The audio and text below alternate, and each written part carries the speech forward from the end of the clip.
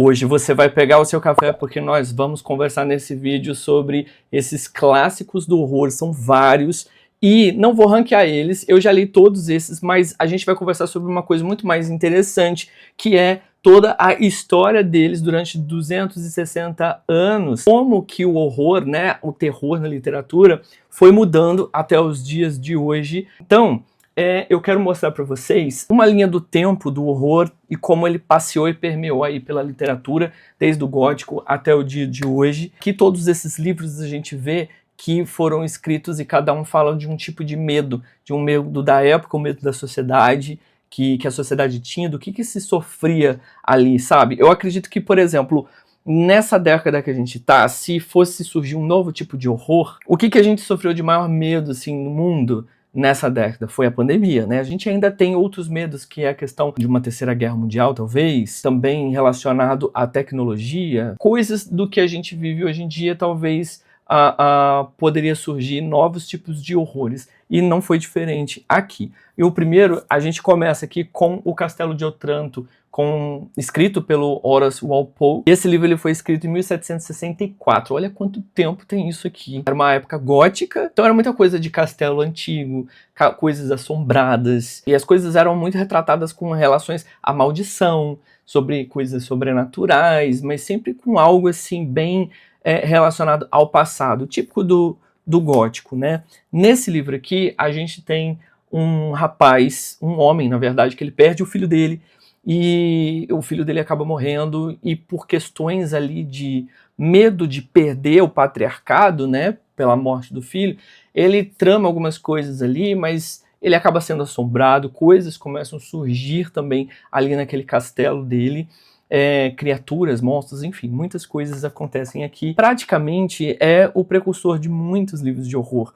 principalmente do gótico. Acho que eu não encontrei nenhum anterior a esse que fosse tão marcante assim. E aí, partindo para 1818, a gente já vem com Frankenstein, escrito pela Mary Shelley, que foi uma garota que teve uma mente muito à frente do tempo dela, e o que ela quis escrever aqui nesse livro foi algo muito fantástico. Naquela época, a coisa da ciência era um certo tipo de medo, porque também era desconhecido. E também a questão dos limites da criação. Então o medo era praticamente esse. Uma coisa curiosa também é que Frankenstein, pelo menos quando eu li, eu sei que muitas pessoas devem passar por isso, que é não saber que Frankenstein não é o monstro, e sim a história não é, tipo, o próprio personagem em si é o cientista, que é o Victor Frankenstein. Então é sobre ele ali que decide ultrapassar os limites de cientista dele, criando um outro ser, né, uma criatura ali que vira um monstro. O monstro ele consegue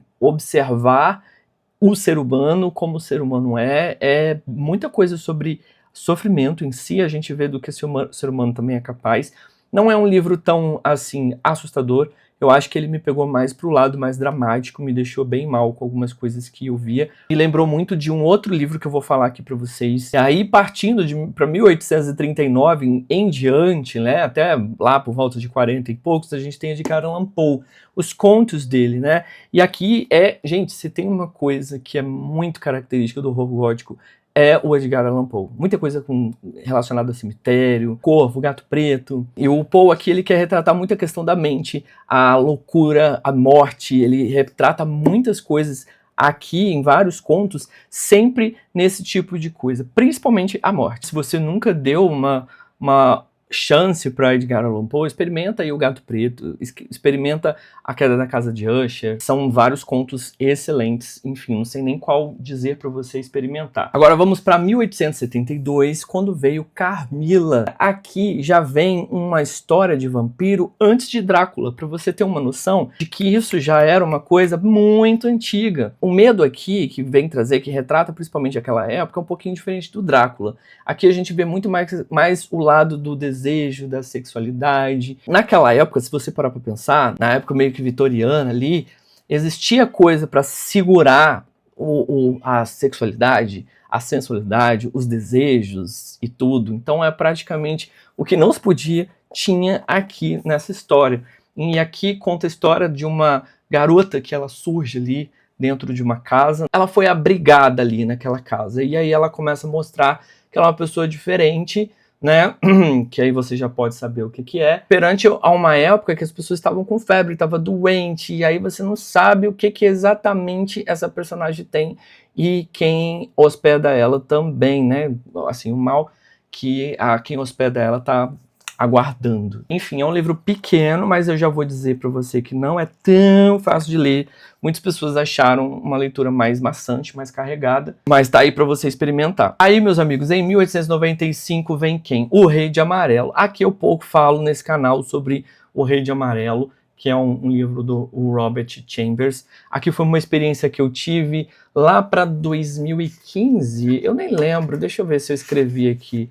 2015 aqui, ó, 16 de março de 2015 foi quando eu escrevi aqui que eu li esse livro. Eu comprei porque eu sabia que era um clássico, e aí eu peguei pela sinopse também, que aqui vai contar mais ou menos uma história, são contos, uma peça de teatro em que as pessoas que liam aquela peça de teatro, elas enlouqueciam, elas viam coisas. E aí eu peguei para ler, e eu sei que tem muitas histórias envolvendo aqui o Rei de Amarelo, no próprio conto, nas pessoas que tiveram experiência da leitura também. Eu acredito que hoje em dia, né, foi por conta da quantidade de coisas que eu pesquisei sobre esse livro, que depois que eu li, eu fiquei meio assim, comecei a sonhar com algumas coisas, me deu uma sensação meio ruim, sabe? Mas aqui, como a questão é sobre as pessoas que pegavam um roteiro, as pessoas que pegaram uma peça de teatro e liam e mudavam a mente, iam à loucura, o medo aqui era mais o conhecimento proibido, sabe? 1897, aí sim a gente vem com Drácula. Como eu disse sobre Carmila, aqui também entra uma outra parte do ser vampiro, mas de uma forma um pouco diferente, porque naquela época, como eu disse para vocês, a época vitoriana ali, né, existia muito medo de certas doenças, da mistura, né, de outras pessoas de outras nações ali com eles, esse medo da invasão. E aí veio o Drácula exatamente como um cara que veio de outro lugar, que não é dali, e aí ele meio que assombra muitas pessoas. Ele não é bem um cara, né? É tipo um monstro mesmo. Depois que ele bota os pés naquele lugar, ele vira um maior bafafá, maior fofoca, toda aquela região.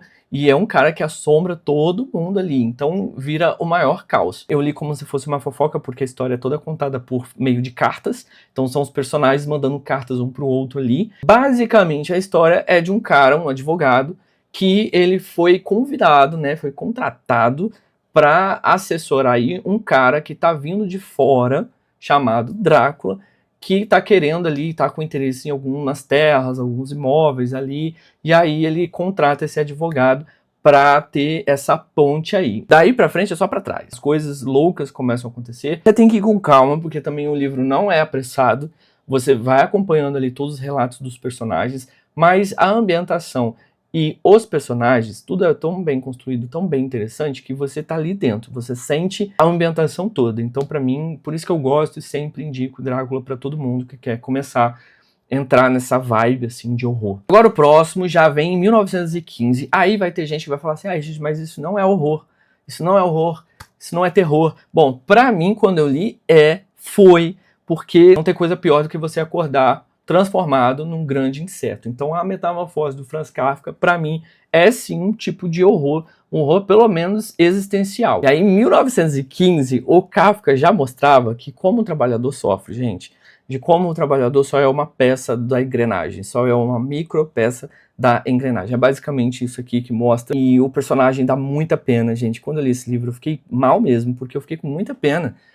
É um cara trabalhador que sustenta a família, e aí ele acorda num corpo de um inseto gigante, e aí ele não sai do quarto dele, ele para de trabalhar, a família que dependia dele ali também fica com repulsa em relação a ele não sai, ele não se alimenta. Olha, umas coisas assim que vão acontecendo. É um livro pequenininho, indico para todo mundo também, e você fica com muita angústia, sabe? Com muita pena do personagem.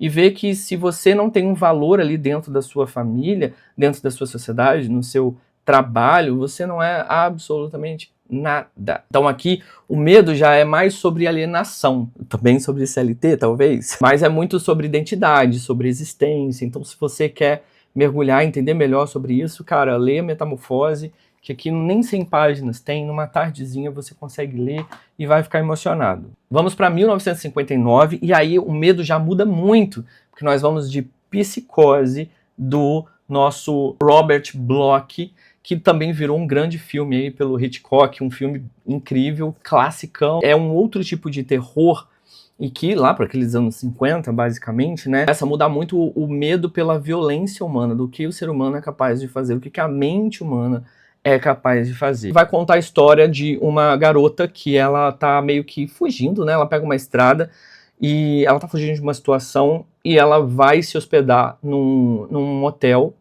em beira de estrada. Esse hotel pertence a Norman Bates e Norman Bates, a mãe e o filho, né? Depois que ela se hospeda, ela conhece o Norman, que é um cara louco da cabeça mesmo, um psicopata, e aí a coitada da menina, ela sofre muito na mão desse cara. No mesmo ano, vem um outro clássico, classicão também, pela Shirley Jackson, que é a Assombração da Casa da Colina, que você não sabe ali o que é que tá acontecendo naquela casa.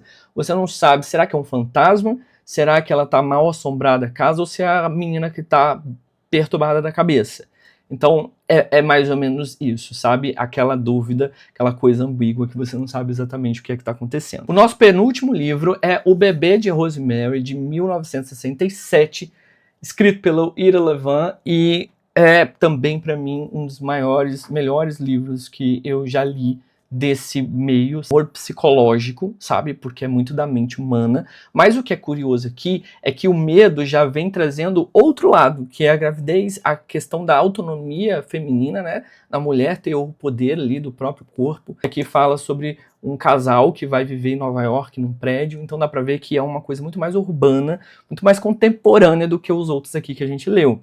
Então, nessa ambientação, o casal vai viver dentro de um apartamento em que a mulher está grávida, e aí eles têm um casal de vizinhos muito estranhos mesmo, que acabam se aproximando demais dessa Rosemary, né, da Rosemary que está grávida. A vida dela só piora depois desse contato desse casal, a gravidez dela só piora. O Ira Levin, acredito que foi mais para esse lado. Por último, vem o de 1971, que é O Exorcista, de William Peter Blatty.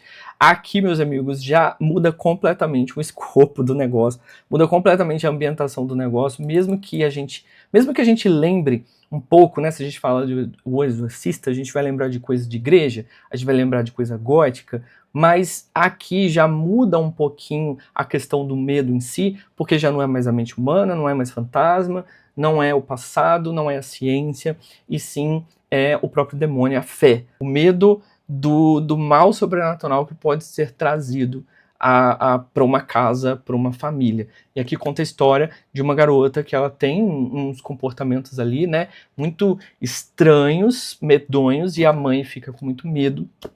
E aí ela não sabe o que ela tem e leva ela para fazer alguns exames. Então ela fica internada, a menina, ela fica fazendo uma bateria de exames, os médicos não sabem dizer o que ela tem, porque diz que ela tá normal, mas em casa ela não tá nada normal. E aí a mãe dela decide procurar o quê? A igreja, porque já que a ciência não tá tratando, não tá dizendo o que é que tá acontecendo, ela vai procurar a fé, a igreja em si ali, para ver se é algo sobrenatural. Então a história ela é muito puxada para esse lado, sabe?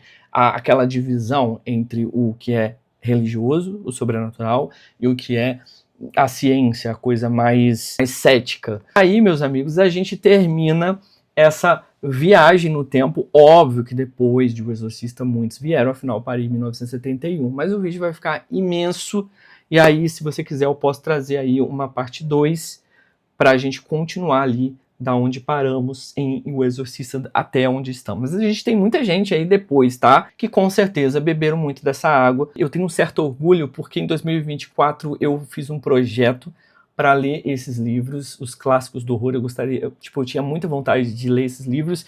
E aí eu fiz esse projeto com o Clube do Livro. E aí durante o ano inteiro a gente leu esses livros e foi uma experiência muito boa. É isso, eu espero muito que você tenha gostado. Diz pra mim o que você achou, se você sabia, se você não sabia. Se você sabe de alguma coisa a mais, complementa aqui embaixo, porque aqui são baseados nas leituras que eu li, em coisas que eu imaginei que poderia ser, que eu interpretei, e também de algumas pesquisas que eu fiz. Então, se você tem algo a mais a acrescentar, claro que com muita educação, comenta aqui embaixo que a gente continua conversando nos comentários, beleza? Eu vou ficando por aqui, a gente se vê no próximo vídeo. Fui!